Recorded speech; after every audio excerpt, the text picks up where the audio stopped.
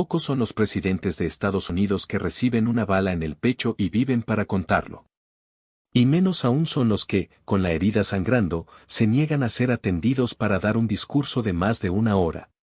Ese es el caso del presidente número 26 de los Estados Unidos, Theodore Teddy Roosevelt. La escena ocurrió cuando, en plena campaña presidencial, salía de cenar de un conocido restaurante de Milwaukee. Con un grupo de colaboradores, se dispuso a saludar a un nutrido grupo de simpatizantes que le esperaban a las afueras del lugar.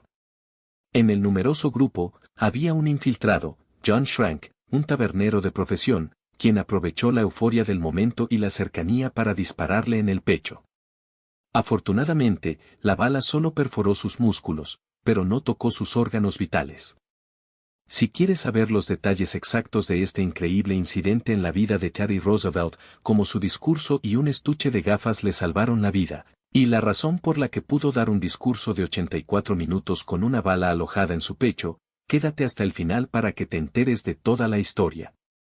Y Theodore Roosevelt, el presidente que buscó un tercer mandato. Trayectoria política y el presidente más joven. Teddy Roosevelt fue un militar, escritor y político estadounidense con una vida siempre marcada por la acción. Ejerció como el 26º presidente de los Estados Unidos desde 1901 a 1909. Inicialmente, en 1901, fue vicepresidente de William McKinley, pero tras el asesinato de este último, Teddy asumió su rol con tan solo 42 años, siendo el presidente más joven en la historia del país. Este fue su primer mandato. Su segundo periodo presidencial vendría entre 1905 y 1908. En vista de que el pueblo no estaba conforme con la gestión de su sucesor, William Howard Taft, Roosevelt consideró la posibilidad de un tercer mandato. Ante las peticiones de su propio pueblo, se vuelve a lanzar a las presidenciales de 1912 por el Partido Progresista, conocido popularmente como el Partido del Alce. La ideología de su atacante. Fiel a sus seguidores y a su política anticorrupción, Roosevelt decidió ir a Milwaukee, estado de Wisconsin, para contarle a su pueblo sobre su plan de gobierno. Sin embargo, no estaba consciente de que un potencial tercer mandato le traería problemas con algunos votantes, como Frank Schrank, su atacante. Schrank estaba obsesionado con la idea de que un tercer mandato presidencial era el preludio de una dictadura. En sus propias palabras, lo resumía así: cualquier hombre que busque un tercer mandato debería ser fusilado, porque sería cuestión de tiempo que se convirtiese en un dictador. Schrank venía siguiéndole la pista a Roosevelt desde hacía 3 semanas y 8 estados atrás, siguiendo la ruta de su proselitismo político. Fue el 14 de octubre de 1912 en Milwaukee, Wisconsin, donde encontró el momento propicio para cumplir con su cometido e intentar asesinar al candidato presidencial. 2. El atentado y el milagro del discurso. El momento del disparo. Roosevelt y su grupo de colaboradores habían llegado a Milwaukee a eso de las 5 de la tarde del 14 de octubre y se dirigieron al Hotel Gilpatrick para cenar. Por supuesto, la noticia de que el candidato estaba en la ciudad se corrió como pólvora, y muchas personas empezaron a aglomerarse a las afueras del hotel para verlo y mostrarle su apoyo. John Schrank supuestamente era uno de ellos. Luego de cenar, Roosevelt salió del restaurante rumbo al Auditorio Milwaukee, donde daría su discurso. Antes de subir a su auto, y en un gesto de cortesía a los simpatizantes, empezó a saludar a todas las personas allí presentes. Ese fue el momento perfecto para que John Schrank se metiera entre la multitud y sacara del bolsillo de su chaqueta un revólver calibre .38 y le disparara en el pecho a Teddy Roosevelt. Varias cosas jugaron a favor del atacante. Proximidad: Schrank no era muy alto, lo que le facilitó esconderse tras la multitud y acercarse lo suficiente para disparar a quemarropa. Exposición: el auto en el que iba a ser trasladado era descapotable, dejándolo aún más expuesto. Cortesía fatal: la posición erguida de su cuerpo mientras ondeaba su sombrero, en señal de saludo, también le facilitó las cosas a Schrank. Reacción inmediata y diagnóstico personal. Tras la detonación, todo fue un caos. Las personas se asustaron y se tiraron al suelo. Los colaboradores de Roosevelt se abalanzaron contra el atacante, lo derribaron y lo golpearon repetidamente hasta lograr quitarle el arma. Strang fue detenido en el acto. El mismo Roosevelt, con una seriedad que lo caracterizaba y gracias a sus estudios en anatomía, adquiridos por su experiencia como cazador, se revisó y comprendió que había sido él quien recibió el disparo. Estaba sangrando profusamente, pero notó que no tosía sangre. Concluyó de inmediato que la bala, aunque alojada, no había perforado sus pulmones. El chaleco antibala de papel. Fue entonces cuando ocurrió lo que los médicos después calificarían como un milagro.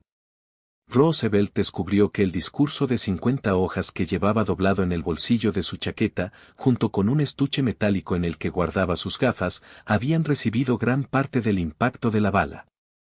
Ambos objetos habían detenido la velocidad y la fuerza del proyectil, salvaguardando la vida de Teddy. De no haber sido por aquel manuscrito de 50 hojas doblado y el estuche metálico alojados en el bolsillo de su chaqueta, la bala con seguridad habría atravesado su corazón, ya que, según el dictamen médico, era la trayectoria lógica del disparo. Definitivamente, ese no era el día asignado para que muriera. El discurso que lo inmortalizó. La decisión de continuar. Roosevelt se opuso firmemente a ser trasladado a un hospital. Su deseo era aprovechar la coyuntura de lo sucedido para expresarle a los ciudadanos lo acontecido y seguir adelante con su discurso. Obligó a sus colaboradores, allí mismo donde había recibido el impacto de bala, a llevarlo directamente al auditorio Milwaukee para pronunciar el discurso que lo inmortalizaría. No iba a permitir que un incidente que, a todas luces, él consideraba menor, empañara su momento y la importancia de lo que tenía para decir a los congregados.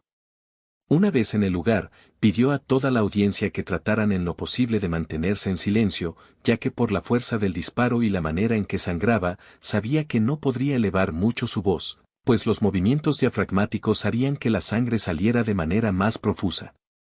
De hecho, todos los presentes pudieron observar cómo el manuscrito en su mano había sido perforado por la bala. Se necesita mucho más que eso para matar a un alce. Comenzó con la mayor solemnidad y con un hilo de voz, diciendo: Señoras y señores, yo no sé si saben que he sido herido, pero se necesita mucho más que eso para matar a un alce. Haciendo referencia al apodo popular de su partido, el Partido del Alce. La sangre seguía corriendo profusamente por su pecho hasta manchar su camisa y su ropa, pero iba a terminar su discurso a como diera lugar. Fue así como pudo obtener la atención total del público por 84 minutos, tiempo que duró su oratoria. Roosevelt se desplomó inmediatamente luego de terminar su discurso. Fue trasladado rápidamente al hospital, donde los cirujanos lo intervinieron. El parte médico fue determinante, no podrían remover la bala del cuerpo de Roosevelt si querían salvar su vida. La bala se había alojado cerca del corazón. Roosevelt tuvo que vivir con una bala incrustada en su pecho hasta su muerte a los 60 años a causa de una trombosis. La portó con orgullo como recuerdo de aquel atentado y siempre haciendo alarde de su rudeza y valentía. El atentado de Milwaukee causó un efecto halo en las personas, la actitud del expresidente fue calificada como valiente y gallarda al negarse a ir a un hospital y, en cambio, entregarle su famoso discurso a su pueblo. Otros reconocimientos de Roosevelt. Ganó el Nobel de la Paz por su intervención en la finalización de la guerra ruso-japonesa, el primer estadounidense en ganar este premio. La represa más grande de los Estados Unidos lleva su nombre y fue inaugurada por él en 1911.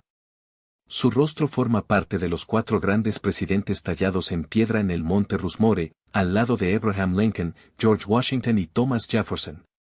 Perdió las elecciones de 1912 contra el demócrata Woodrow Wilson. Sin embargo, el respeto por su valentía fue tal que los otros candidatos presidenciales decidieron suspender el proselitismo político por una semana mientras Teddy se recuperaba. En 2001, como homenaje póstumo, le otorgaron la Medalla de Honor por su heroísmo en el frente de batalla en la guerra contra España en 1898, siendo el único presidente de los Estados Unidos en recibirla. La vida de Roosevelt fue verdaderamente extraordinaria. Esperamos que este video te haya sido útil. Si tienes algo que agregar, por favor, compártelo con nosotros en la sección de comentarios. Dale me gusta a este video y comparte el enlace a tus familiares y a tus mejores amigos para que también sepan más de la increíble historia de Teddy Roosevelt.